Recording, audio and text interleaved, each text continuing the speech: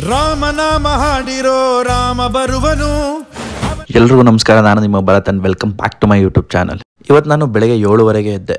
ಎದ್ದ ತಕ್ಷಣ ಕೈ ನೋಡಿಕೊಂಡು ನಾನು ಒಂದು ಹನುಮಾನ್ ಮಂತ್ರ ಇದೆ, ಅದನ್ನು ಹೇಳೇ ನಾನು ದಿನ ಸ್ಟಾರ್ಟ್ ಮಾಡೋದು. ಎದ್ದ ತಕ್ಷಣ ನಾನು ನನ್ನ ವಾಟರ್ ಬಾಟ್ಲಿಗೆ ವಾಟರ್ ಫಿಲ್ ಮಾಡಬೇಕಾದ್ರೆ ನಮ್ಮ ಅಪ್ಪ ಮೇಲೆ ಗಣೇಶನ ಅಂಟಿಸಿದ್ರು ವಾಟರ್ ಫಿಲ್ಟರ್ಗೆ.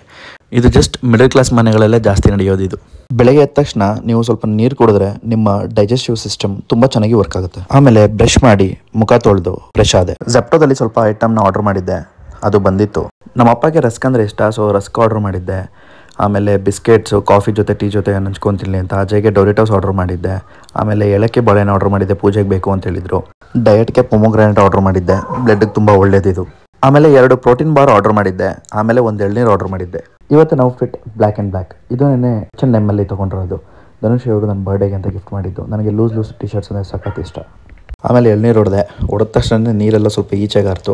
ಆಮೇಲೆ ಒಂದು 330 ml ಗ್ಲಾಸ್ಗೆ ಹಾಕಿದೆ. ನೋಡಿದ್ರೆ ಫುಲ್ ಬರಲಿಲ್ಲ ಅದು. ನೈಟು ಚಿಯಾ ಸೀಡ್ಸ್ ನೆನೆಸಿಟ್ಟಿದ್ದೆ, ಅದಕ್ಕೆ 2 ಸ್ಪೂನ್ ಚಿಯಾ ಸೀಡ್ಸ್ ಹಾಕೊಂಡೆ. ಚಿಯಾ ಸೀಡ್ಸ್ ಮತ್ತು ಎಳ್ನೀರನ್ನ ಮಿಕ್ಸ್ ಮಾಡಿ ಕುಡಿಯೋದ್ರಿಂದ ನಿಮ್ಮ ಬಾಡಿ ಪೂರ್ತಿ ಹೈಡ್ರೇಟ್ ಆಗಿರುತ್ತೆ. ಸೊ ಪ್ರೊಮೊಗ್ರಾನೇಟ್ ನನ್ನ ಪ್ರೀ ವರ್ಕೌಟ್ ಮೀಲ್ ಇದು. ನಾನು ಹೆವಿ ಮೀಲ್ ತಿನ್ನಲ್ಲ, ಯಾಕಂದರೆ ನಂಗೆ ಅನ್ಈಸಿನೆಸ್ ಫೀಲ್ ಆಗುತ್ತೆ. ಅದಕ್ಕೆ ನಮ್ಮ ಅಮ್ಮ ಪ್ರೊಮೊಗ್ರಾನೇಟ್ನ ಬಿಡಿಸಿ ಬೌಲ್ಗೆ ಹಾಕೊಟ್ರು. ಸೊ ನಾನು 1 ಮೋರ್ ಪ್ರೀ ವರ್ಕೌಟ್ ಮೀಲ್ ಬಂದು ಪ್ರೋಟೀನ್ ಬಾರ್ಸ್. ಅದನ್ನು ತೊಗೊಂಡು ನಮ್ಮ ಅಮ್ಮಗೆ ಬಾಯಿ ಹೇಳಿ, ನಮ್ಮ ಅಪ್ಪಗೂ ಬಾಯಿ ಹೇಳಿ ನಾನು ಗಾಡಿ ಸ್ಟಾರ್ಟ್ ಮಾಡಿದೆ. ಗಾಡಿ ತೊಗೊಂಡು ನನ್ನ ಫ್ರೆಂಡ್ ಮನೆ ಹತ್ರ ಹೋಗ್ಬೇಕಾದ್ರೆ ನಮ್ಮ ಬಾಸ್ ಕಾಣಿಸೋರು. ನಮ್ಮ ಬಾಸ್ಗೆ ನಮಸ್ಕಾರ ಹೇಳಿ, ಆಲ್ರೆಡಿ ನನ್ನ ಫ್ರೆಂಡು ರೋಡಲ್ಲಿ ನಿಂತ್ಕೊಂಡು ಕಾಯ್ತಾ ಇದ್ದ. ಅವನಿಗೆ ಹಾಯ್ ಹೇಳಿ ನೀನು ವರ್ಕೌಟ್ ಮಾಡು ಅಂತ ಹೇಳಿದ್ರೆ ಅವನು ಇಲ್ಲ ನಾನು ವರ್ಕೌಟ್ ಮಾಡಲ್ಲ, ನಿನ್ನ ವೀಡಿಯೋಗೆ ನಾನು ಹೆಲ್ಪ್ ಮಾಡ್ತೀನಿ, ವೀಡಿಯೋಗ್ರಫಿ ಮಾಡಿಕೊಡ್ತೀನಿ, ಇವತ್ತು ನಾನೇ ನಿನ್ನ ವೀಡಿಯೋಗ್ರಾಫರು ಅಂತ ಹೇಳ್ದ. ತೊಗೊಬಂದಿರೋ ಪ್ರೋಟೀನ್ ಬಾರ್ನ ಇಬ್ಬರು ತಿನ್ಕೊಂಡು ಜಿಮ್ ಒಳಗಡೆ ಹೋದ್ವಿ. ಬಾಸ್ಗೆ ಮತ್ತೆ ಕೈ ಮುಗಿದ್ಬಿಟ್ಟು ಇವತ್ತು ಫಸ್ಟ್ ಡೇ ಆಫ್ ವರ್ಕೌಟ್ ಅಲ್ವಾ, ಅದಕ್ಕೆ ಶಕ್ತಿ ಕೊಡಪ್ಪ ಅಂತ ಕೇಳ್ಕೊಂಡು ಒಳಗಡೆ ಹೋದ್ವಿ. ಆಲ್ರೆಡಿ ನನ್ನ ಫ್ರೆಂಡು ವರ್ಕೌಟ್ ಸ್ಟಾರ್ಟ್ ಮಾಡಿದ್ದ. ಅವನಿಗೊಂದು ಹಾಯ್ ಹೇಳಿ ಹಂಗೆ ನಮ್ಮ ಕೋಚ್ ಎಲ್ಲಿದ್ದಾರೆ ಅಂತ ಹುಡುಕ್ತಾ ಇದ್ದೆ. ಇವರೇ ನಮ್ಮ ಕೋಚ್ ಸಂಪತ್ ಬ್ರೋ ಅಂತ. ನನ್ನ ಸೆಕೆಂಡ್ ಟೈಮ್ ಟ್ರಾನ್ಸ್ಫಾರ್ಮೇಷನ್ ಆಗೋಕ್ಕೆ ಇವರೇ ಕಾರಣ. ಇವ್ರಿಗೊಂದು ಹಾಯ್ ಹೇಳಿ. ಯೂಶುವಲಿ ನಾನು ವರ್ಕೌಟ್ಗಿಂತ 20 minutes before 1 scoop pre workout ಹಾಕ್ತೀನಿ. ಇದನ್ನು ತುಂಬ ಚೆನ್ನಾಗಿ ಶೇಕ್ ಮಾಡಬೇಕು, ಯಾಕಂದರೆ ಗಂಟು ಉಳ್ಕೊಳ್ಳುತ್ತೆ ಅಂತ. ಅದನ್ನು ಕುಡಿದು ನನ್ನ ಬಾಡಿ ಕಂಡೀಷನ್ ಹೇಗಿದೆ ಅಂತ ಚೆಕ್ ಮಾಡೋಕೆ ಹೋದ್ವಿ. ಈಗ ನನ್ನ ಬಾಡಿ ಕಂಡೀಷನ್ ತುಂಬ ವರ್ಸ್ಟ್ ಆಗಿದೆ. ಫುಲ್ ಫ್ಯಾಟ್ ತುಂಬಿಕೊಂಡಿದೆ, ಚೆಸ್ಟೆಲ್ಲ ಸ್ಯಾಗಿ ಆಗಿದೆ, ಆ್ಯಂಡ್ ಶೋಲ್ಡರ್ಸ್ ಬ್ಯಾಕ್ ಎಲ್ಲ ಕಡೆ ಫ್ಯಾಟ್ ಇದೇ. ನಾನು 1 ವರ್ಷದಿಂದ ಈ ಥರ ಇರಲಿಲ್ಲ. ನಾನು 1 ವರ್ಷದಿಂದ ಹೇಗಿದ್ದೆ ಅಂತ ನೆಕ್ಸ್ಟ್ ವಿಡಿಯೋ ನೋಡಿ.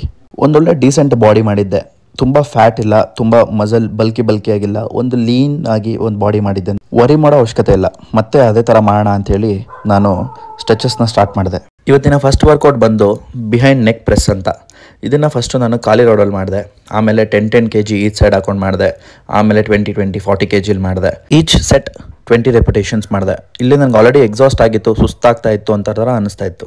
ಆದರೂ ನಮ್ಮ ಕೋಚ್ ಬಿಡಲಿಲ್ಲ. ನೆಕ್ಸ್ಟ್ ಎಕ್ಸಸೈಸ್ ಬಂದು ಸೀಟೆಡ್ ಲ್ಯಾಟರಲ್ ರೈಸ್ ಅಂತ. ಇದನ್ನು ನಾವು 4 ಸೆಟ್ ಮಾಡಿದ್ವಿ.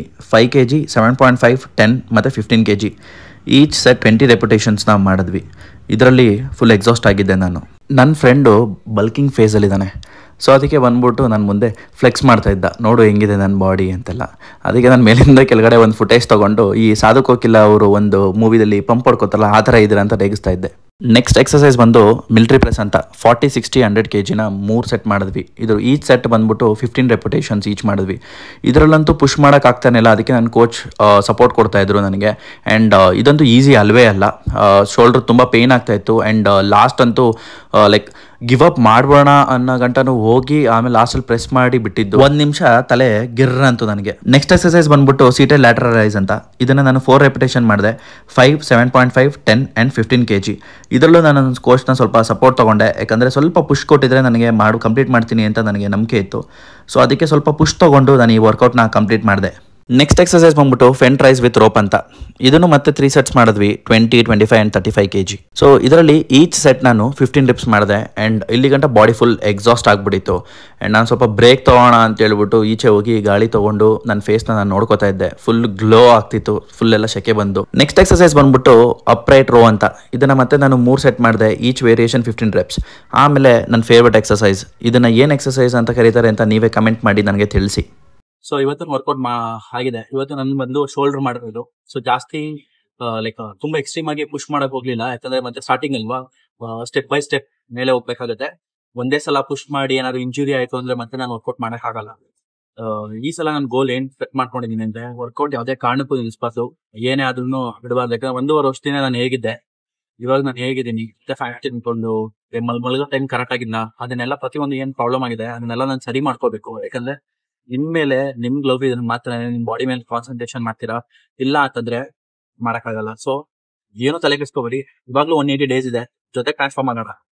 ನೀವು ವರ್ಕೌಟ್ ಮಾಡಿ. ನಿಮ್ಗೆ ಏನೋ ಡೌಟ್ ಇದ್ರೆ ನನ್ನ ಹತ್ರ ಕೇಳಿ. ನನಗೆ ಗೊತ್ತಿಲ್ಲ ಅಂತ ನನ್ನ ಕೋಚ್ ಹತ್ರನೋ ಇಲ್ಲ ಲೈಕ್ ಯಾರು ಇರ್ತಾರೆ, ಯಾರು ಗೊತ್ತಿರುತ್ತೆ ಅವ್ರ ಹತ್ರ ತಿಳ್ಕೊಂಡು ನಾನು ನಿಮ್ಮ ಹತ್ರ ಹೇಳ್ತೀನಿ. ಯಾವ್ದೇ ತರ ಸಪ್ಲಿಮೆಂಟ್ಸ್ ಏನು ಯೂಸ್ ಮಾಡ್ಕೋಬಿಡಿ. ವೇ ಪ್ರೋಟೀನ್ ಯೂಸ್ ಮಾಡ್ತೀರಾ ಮಾಡಿ, ಪ್ರೀ ವರ್ಕೌಟ್ ಹಾಕ್ತೀರಾ ಹಾಕಿ, BCAA ಲೈಕ್ ಎನರ್ಜಿ ವರ್ಕೌಟ್ ಟೈಮಲ್ಲಿ ಇದು ಮಾಡ್ತೀರಾ ಅಂದ್ರೆ ಮಾಡಿ.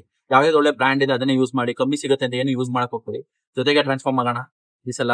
ಇವತ್ತು ಏನ್ ಬಜ್ಜು ಸಾಗಿ ಏನ್ ಕಾಣಿಸ್ತದೆ, ಒಂದ್ ದಿವಸ ಇವಾಗ ಜಿಮ್ ಒಳಗಡೆ ಟಿ ಶರ್ಟ್ ತೆಗಿಯಕ್ ಭಯ ಬೀಳ್ತಾ ಇರೋದು, ಇನ್ನೊಂದ್ ದಿವಸ ಜಿಮ್ ಒಳಗಡೆ ಯಾರೇ ಇದ್ರು 1000 ಜನ ಇದ್ರು ಟಿ ಶರ್ಟ್ ಬಿಚ್ಚಬೇಕು. ಆ ತರ ಆಗೋಣ. ಆಲ್ರೆಡಿ ನಾನು 2 ಸಲ ಟ್ರಾನ್ಸ್ಫಾರ್ಮ್ ಆಗಿದೆ. 89 kg ಇಂದ ಮತ್ತೆ 65 kg ಆಗಿದೆ. ಆಪ್ಸ್ ಬರೋ ತರ ಆಗಿದೆ. ಮತ್ತೆ ನನ್ನ ಸರೌಂಡಿಂಗ್ಸ್ ಕರೆಕ್ಟ್ ಆಗಿರ್ಲಿಲ್ಲ.